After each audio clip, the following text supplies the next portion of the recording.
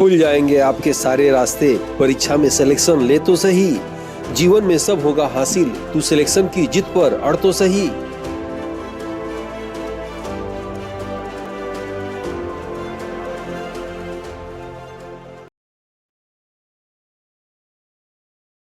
Aditya classes exam गुरु channel में आप सबका स्वागत है। आज हम लोग की क्लास भारतीय राष्ट्रीय आंदोलन से संबंधित रहेगी। इसमें एक क्वेश्चन आता है तिथियों से संबंधित, यानी इतिहास की सभी महत्वपूर्ण तिथियां याद करेंगे आप। और जैसे प्रश्न आएगा कि निम्नलिखित तथ्यों को सुमेलित करिए, तो आपको सुमेलित करना होगा। एक साइड में घटनाएं लिखी होंगी, एक साइड में वर्ष लिखा होता है। या सीधे पूछ सकता है निम्नलिखित में से कौन सा कथन असत्य है, और जो है एक तिथि उसमें से गलत दी जाती है। छोटी सी क्लास है और एक क्वेश्चन निश्चित ही एग्जाम में अक्सर देखने को मिलता है। आइए शुरू करते हैं हम लोग। यूनिट 5 का है भारतीय इतिहास से प्रश्न। यहाँ आप देखेंगे कि परीक्षा संबंधित महत्वपूर्ण तिथियों की सूची। सबसे पहले देखेंगे 1757, याद रखिएगा प्लासी का युद्ध हुआ था। प्लासी का युद्ध पश्चिम बंगाल के राजा, याद रखिएगा सिराजदौला और क्लाइव के बीच में हुआ था। क्लाइव को बंगाल का गवर्नर वहीं से कहा जाने लगा। क्लाइव ने भारत में दैत्य शासन लगा दिया और जो है आगे चल के क्लाइव ने ब्रिटेन में जाके आत्महत्या कर लिया। तो प्लासी का युद्ध 1757 में लड़ा गया था। इस युद्ध में जो है मीर जाफर नाम जो एक सेनापति था, सिराजदौला का था, उसने अंग्रेजों का साथ दिया था, इसलिए अंग्रेजों का गीदड़ या सियार के नाम से जाना जाता है। 1759 में बेदरा कूद, याद रखिएगा बेदरा का युद्ध, और 1760 में वांडीवास का युद्ध, याद रखिएगा जो है फ्रांसीसियों से अंग्रेजों ने युद्ध लड़ा था 1760 में, वांडीवास का युद्ध, ठीक है। और डचों से जो युद्ध रखा था 1759 में, जो है बेदरा का युद्ध लड़ा था, आप याद रखिएगा।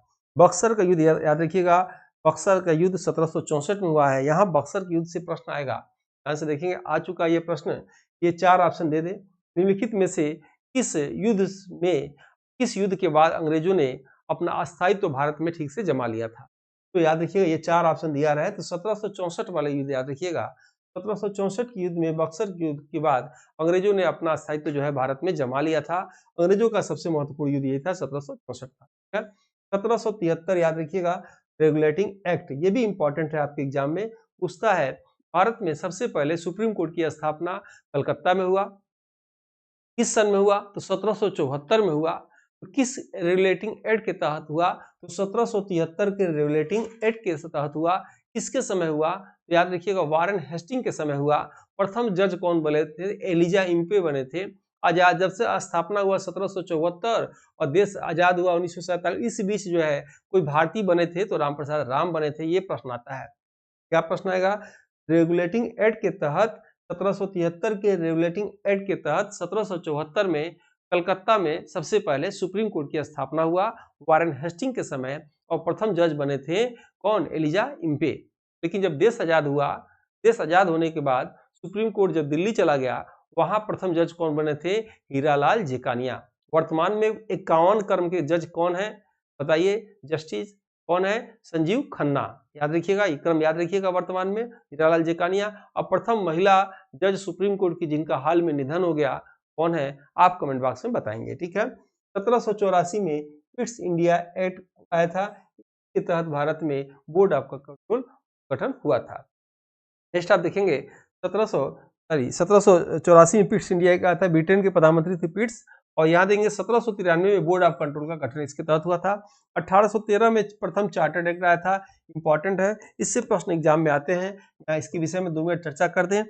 प्रथम चार्टर्ड एक्ट 1813 में आया था, याद रखिएगा। उस समय भारत में जो है गवर्नर जनरल कौन थे? हार्डिंग जीती थी।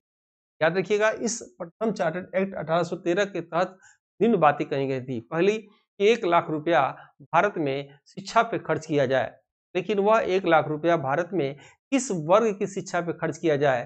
क्या भारत में पहले से चल रही पारंपरिक शिक्षा जो चल रही है, अरबी, हिंदी, अरबी, संस्कृत या फारसी, उस पर खर्च किया जाए, या अंग्रेजी शिक्षा पे खर्च किया जाए? तो इस पर विवाद हो गया। इसी को पाश्चात्य विवाद कहा जाता है। 1 लाख रुपया का समाधान नहीं आ पाया। और ये 1833 के चार्टर्ड एक्ट में जो आगे अभी आएगा, जब विलियम बेटिंग गवर्नर जनरल थे, विलियम बेटिंग थे, उस समय ये साल हुआ, किसकी सहायता से? मैकाले की सहायता से साल हुआ।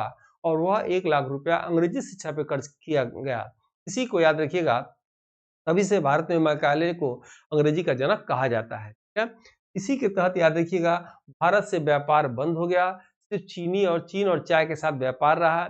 ईसाइयों को इसी चार्टर्ड एक्ट के तहत भारत में रहने की अनुमति मिली, यानी वो भारत में ईसाई मसीहियाँ जो है प्रचार प्रसार करने लगी अपना ईसाई धर्म का। उसके बाद देखेंगे 1857 का, याद रखिएगा, प्रथम स्वतंत्रता संग्राम। इस समय भारत के गवर्नर जनरल या प्रथम वायसराय कैनिन थे, याद रखिएगा।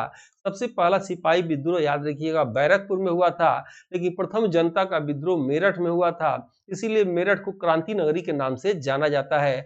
और पहली बार भारतीयों को लगा कि हम लोग के ऊपर, हमारे स्वतंत्रता के ऊपर कोई जकड़ रहा है, कोई नियम बना रहा है, हम लोग गुलाम हो रहे हैं। सभी भारतीय मिलकर जो है पहली बार हम स्वतंत्रता संग्राम उन्होंने किया था।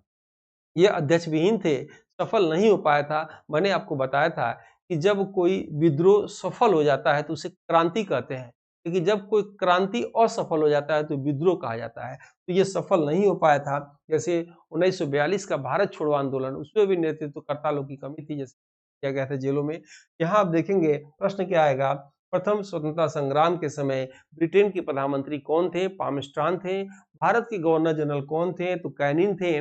कौन है? महारानी विक्टोरिया आई तो इनको गवर्नर जनरल से जो है वायसराय पद दे दी, तो भारत के प्रथम वायसराय कैनिन हो गए, याद रखिएगा। और क्रांति नगरी मेरठ, याद रखिएगा। बाकी डिटेल क्लास में मैं ले चुका हूँ, आप उस वीडियो को देखिएगा। 1858 में रानी का एक्ट आया था, जब महारानी विक्टोरिया भारत में आई। प्रथम स्वतंत्रता संग्राम में लगा अंग्रेजों से कि हाथ से निकल जाएगा भारत, महारानी विक्टोरिया आती हैं, भारत की शासिका बनती हैं और एक आयोग का गठन करती हैं, पील आयोग का गठन।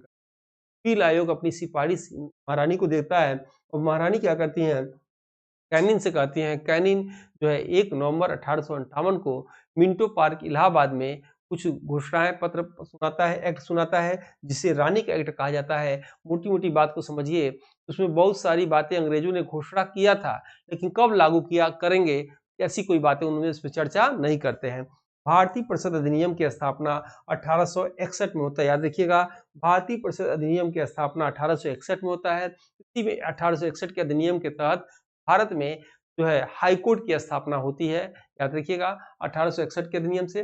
नेक्स्ट आप देखेंगे 1885 भारतीय राष्ट्रीय कांग्रेस की स्थापना होती है, यानी 28 दिसंबर 1885 को जो है भारत के गवर्नर जनरल डफरिन के समय, याद रखिएगा, ए.ओ. ह्यूम द्वारा, अध्यक्ष डब्ल्यू.सी. बनर्जी द्वारा भारतीय राष्ट्रीय कांग्रेस की स्थापना 1885 में गोकुलदास तेजपाल संस्कृत महाविद्यालय मुंबई में होता है, याद रखिएगा।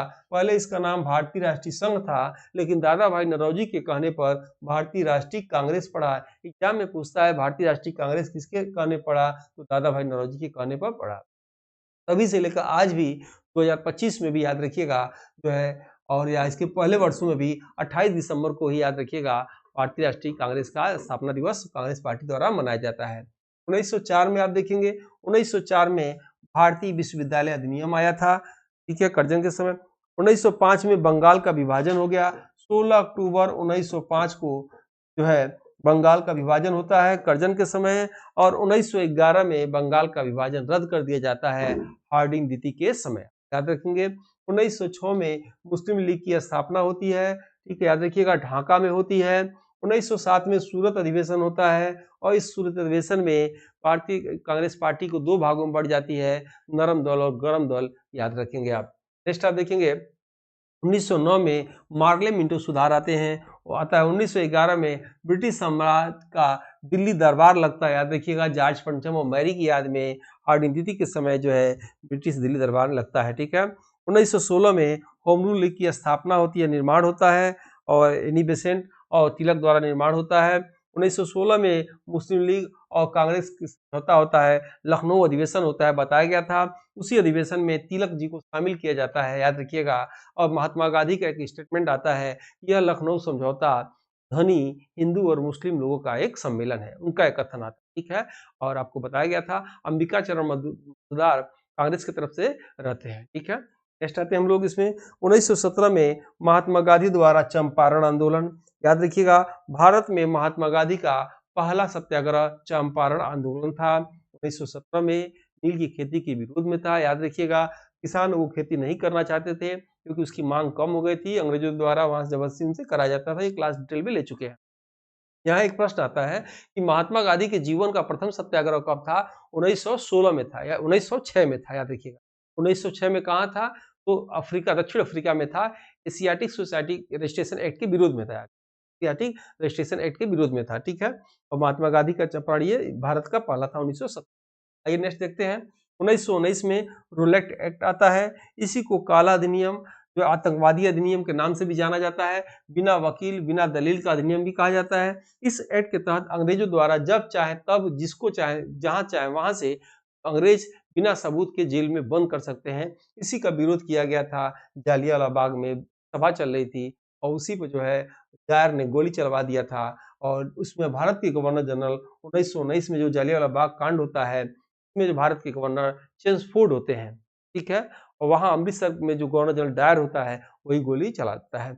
1919 में मॉन्टेग्यू चेम्सफोर्ड सुधार आता है। 1920 में खिलाफत आंदोलन होता है। 1920 में असहयोग आंदोलन होता है। महात्मा गांधी के नेतृत्व में कहा जाता है कि अब हम लोग अंग्रेजों का सहयोग नहीं करेंगे, विद्यार्थी स्कूल नहीं जाएंगे, वकील जो है वकालत करने नहीं जाएंगे, हम लोग किसी काम के सहयोग इनका नहीं करेंगे। और ये असहयोग आंदोलन जो है फिर 1922 में चौरी चौरा कांड के बाद ये बंद कर दिया जाता है। ये टीम द्वारा टेस्ट पेपर निकाला गया है, आपको ले लेना चाहिए। टेस्ट पेपर जो है, याद देखिएगा, टेस्ट देने से आपके प्रश्नों की जो है पूर्णता आएगी, जितना आपका अधूरा रहेगा, और डायरेक्ट क्वेश्चन से आपको कई चीजें याद होंगी। आप देखेंगे इस टेस्ट में बिल्कुल आयोग के सिलेबस से बनाया गया है। इसमें ई पीडीएफ बनाया गया है, वीडियो बनाया गया है, वीडियो वाइज टेस्ट बनाया गया है, फिर फाइनल टेस्ट हुआ है। इस जीएस पेपर में पूर्णता आई है। इस टेस्ट पेपर में क्या मिलेगा आपको? ई पीडीएफ मिलेगा, हिंदी अंग्रेजी मिलेगा। 2014 से लेकर अब तक जितने पेपर हुए हैं सबके उसमें पड़े हुए हैं, आप देख सकते हैं। रेगुलर प्रैक्टिस सेट आपको मिलेगा इसमें। ऑर्गेनाइज क्लास याद रखिएगा, और इसमें टेस्ट सीरीज के रूप में सैकड़ों की संख्या में model paper, syllabus wise test और यूनिट वाइज टेस्ट है। इसकी वैलिडिटी एग्जाम तक रहेगी, याद रखिएगा, जब तक इसका एग्जाम न हो जाए। इसका रेट 1999 है, लेकिन 1299 में दिया जा रहा है। याद रखिएगा, अपनी गलतियों को एग्जाम से पहले प्रैक्टिस करके सुधारें, ताकि वो गलतियां आपके एग्जाम सेंटर में आपकी ताकत बनकर आपकी जीत दिलाए, ठीक है। आइए देखते हैं इसमें, और ये बुक चाहे तो आप ले सकते हैं, बिल्कुल इंपॉर्टेंट बुक है, सिलेबस वाइज बुक है। नेक्स्ट है कि आप देखेंगे इसमें कि ये टेस्ट होता है, और ये टेलीग्राम ग्रुप पे आपको निश्चित जुड़ना चाहिए। जो व्हाट्सएप ग्रुप है इस पर भी चाहे तो जुड़ सकते हैं। ये टेस्ट लेने के लिए ये जो नंबर आप देख रहे हैं, इस पर टेस्ट लिखेंगे तो आपको इसकी लिंक भेज दी जाएगी, आप उसे इंस्टॉल करके ऑनलाइन पेमेंट करके कोर्स को ज्वाइन कर सकते हैं। आइए आगे देखते हैं इसमें। और 1922 में चौरी चौरा कांड होता है और असहयोग आंदोलन महात्मा गांधी वापस ले लेते हैं, और मार्च के महीने में उनको जेल में बंद कर दिया जाता है, ठीक है। और 1927 में साइमन कमीशन की नियुक्ति होती है, यानी ब्रिटेन में साइमन कमीशन स्थापना होता है 1927 में। 1928 में साइमन कमीशन भारत आता है। 1929 में भगत सिंह द्वारा केंद्रीय असेंबली पर बम का विस्फोट किया जाता है। 1929 में कांग्रेस द्वारा पूर्ण स्वतंत्रता की मांग की जाती है। 1930 में सविनय अवज्ञा आंदोलन होता है, याद रखिएगा। 1930 में प्रथम गोलमेज सम्मेलन भी होता है। 1931 में द्वितीय गोलमेज सम्मेलन होता है। 1932 में तृतीय गोलमेज सम्मेलन होता है। पूछा जाता है तीनों गोलमेज सम्मेलन में भाग कौन लिए थे, तो याद रखिएगा तीनों में भाग कौन लिए थे, तो डॉक्टर भीमराव अम्बेडकर उसमें भाग लिए थे। दूसरे में कौन भाग लिए थे, दूसरे में याद रखिएगा महात्मा गांधी ने भाग लिया था। 1932 में सांप्रदायिक निर्वाचन प्रणाली की घोषणा होती है गांधी जी और अम्बेडकर के बीच में। 1932 में पूना पैक्ट आता है। 1942 में भारत छोड़ो आंदोलन होता है। 1942 में क्रिस्ट मिशन की आगमन होता है। 1943 में आजाद हिंद फौज की स्थापना होता है। 1946 में कैबिनेट मिशन की भी स्थापना होता है, और 1946 में भारतीय संविधान सभा का निर्वाचन होता है। 1946 में अंतरिम सरकार की स्थापना होती है। 1947 में भारतीय स्वतंत्रता की प्राप्ति होती है। और इसी के साथ जो है आज की क्लास हम समाप्त करना चाहेंगे। वीडियो कैसा लगा जरूर बताइएगा। वीडियो को जो लोग लाइक सब्सक्राइब नहीं किए जरूर करना चाहिए। मिलते हैं नेक्स्ट वीडियो में, तब तक के लिए जय हिंद जय भारत। इस समान अध्ययन की मॉडल पेपर बुक को हिंदी एवं अंग्रेजी दोनों भाषा में तैयार किया गया है, जो कि समान अध्ययन एग्जाम में किसी भी प्रदेश के असिस्टेंट प्रोफेसर एग्जाम, जीडीसी प्रवक्ता एग्जाम के साथ LT grade, GIC, TGT, PGT आदि एग्जाम में सहायक सिद्ध होगा। उपरोक्त एग्जाम के विगत वर्षों के पेपर का एनालिसिस करने के बाद वर्तमान एग्जाम पैटर्न पर इसको अनुभवी टीम द्वारा तैयार किया गया है, जो कि आपके समान अध्ययन जनरल स्टडीज एग्जाम के स्कोर को बढ़ाने में सहायक सिद्ध होगा। इन एग्जाम की कुंजी जीएस पेपर होता है। इसमें 4 बुक में 80 मॉडल पेपर हैं, जिसमें समान अध्ययन सिलेबस के सभी क्षेत्रों से महत्वपूर्ण व चुनिंदा प्रश्न हैं, जो कि अक्सर एग्जाम में पूछे जाते हैं। इस बुक पैक में आपको एक OMR शीट बुक और अमेजन डिलीवरी चार्ज फ्री मिलेगा। इस बुक के लिए आप 97 95 96 2010 पर व्हाट्सएप में फॉर बुक लिखकर भेज सकते हैं।